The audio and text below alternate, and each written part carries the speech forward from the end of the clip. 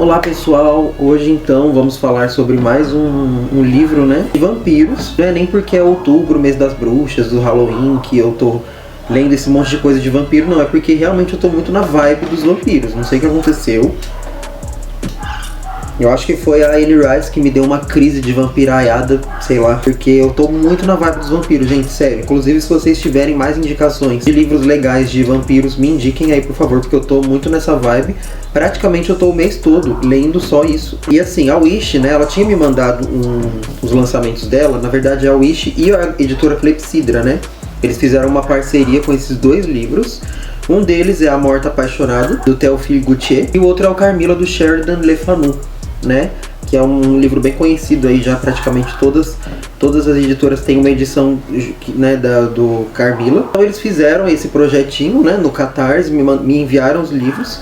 Já li os dois, eu li um seguido do outro. Eu ia fazer uma combo resenha dos dois livros, mas eu acho que fica mais legal fazer um vídeo individual para cada um. Hoje eu vou falar sobre A Morta Apaixonada.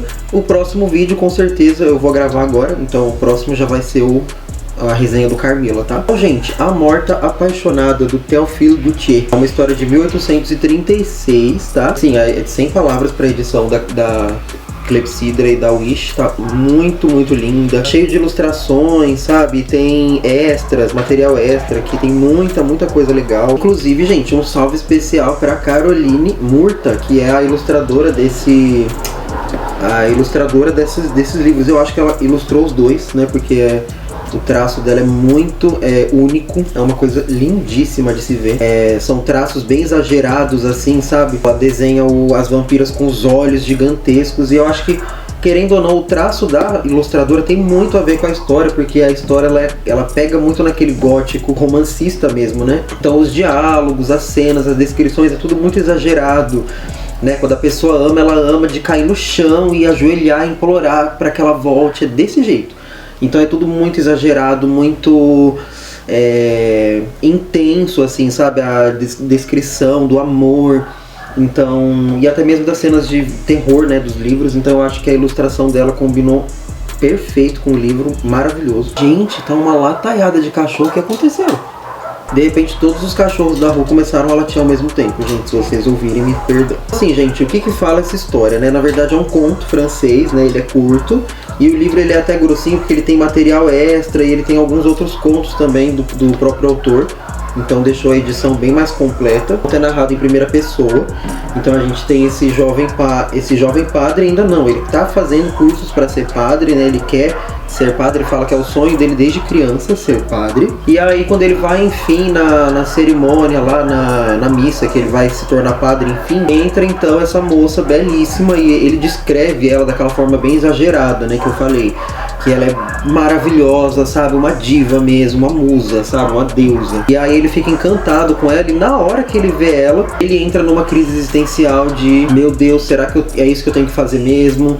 Se eu me tornar padre, eu não vou poder nem chegar perto dela, sem poder beijá-la, sem poder abraçá-la. O que eu faço? E aí ele entra naquele turbilhão de pensamentos, mas mesmo assim ele vai até o fim e ele consegue então ser padre. Ele tá saindo da igreja, essa moça, né, ela segura no braço dele e fala: por que você fez isso? Você cometeu um erro terrível, você não devia ter feito isso. Aí, beleza, a história vai, a história vem, ele fica com aquilo na cabeça, ele não consegue tirar essa moça da cabeça dele, né, o tempo todo lembrando da beleza dela e aquela coisa.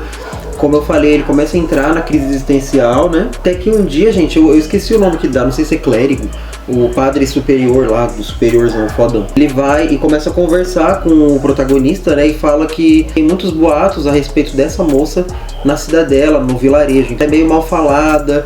Ela tem fama de mulher fácil de vulgar, fala que ela fazia várias orgias, assim, sabe, na casa dela. E o nome dessa moça, gente, é Clarimond. Eu achei esse nome lindíssimo. Eu quero ter uma filha só pra pôr esse nome, Clarimond. E aí, então, o padre, né, lá, o clérigo, fala pro protagonista que essa moça acabou de morrer recentemente. E é até muito engraçado até a cena que ela morre. Ele fala assim pra ele: a grande cortesã Clarimond morreu recentemente por consequência de uma orgia que durou 8 dias e 8 noites. E é assim que eu quero morrer, né? Então até o jeito que o padre, que esse clérigo fala, né? dela, fala da Claremont, ele fala dela de um jeito como se ela fosse o próprio demônio mesmo, sabe? E aí o protagonista, ele fica com isso na cabeça dele, né? E aí o protagonista vai então até a casa dessa condessa, né? Até a casa da Claremont pra poder rezar lá uma missa, fazer alguma coisa pra família, né? E ele encontra o corpo dela lá jazido, né? Morto, tão linda quanto se ela estivesse viva. E aí ele chega bem pertinho do rosto dela pra abençoar lá, né? Fazer as orações dele. E ela volta à vida por um segundo pra falar que ela não desistiu dele, que ela sabia que ele voltaria e que um dia os dois ainda iriam se reencontrar. E aí depois ela volta à morte. E se fosse eu, teria me cagado todinho. E aí ele vai embora, né? O corpo dela é enterrado e blá blá blá. Uma certa noite ele acorda de madrugada e ele vê um certo vulto ali dentro do quarto dele, que é então, né, gente, a Claremont. E não é o fantasma dela, porque a gente sabe que aqui é uma história sobre vampiros, né? O protagonista vai passar a receber visitas da Claremont volta e meia. A Claremont sempre dá um chazinho lá, um suquinho pra ele beber. E ele, uma noite, decide não beber. E aí ele se mantém acordado e ele consegue ver que ela tá chupando o sangue do dedo dele. Ela fura, espeta o dedo dele e começa a sugar o sangue dele. E aquilo é muito assustador e ele não sabe o que fazer. Ao mesmo tempo, é uma história muito romântica. Então, tipo assim, tem todo esse quê sobrenatural, mas ele fala dela bebendo o sangue dele. E a preocupação dele é: pra que ela tem que me apagar? E ela podia ter me pedido e eu daria o meu sangue inteiro se ela quisesse, porque eu a amo demais. E aquela coisa, sabe, exagerada que eu adoro. Adoro histórias assim. É bem gótica mesmo, bem daquela época, né? Bem da fonte do romantismo. E aí, gente, o final da história, não vou falar porque é um conto curto, relativamente curto. Aqui, gente, a Claremont, apesar de ser uma história, né, de vampiros, eu acho que ela representa muito aquele lado nosso de que desperta dúvida mesmo, né?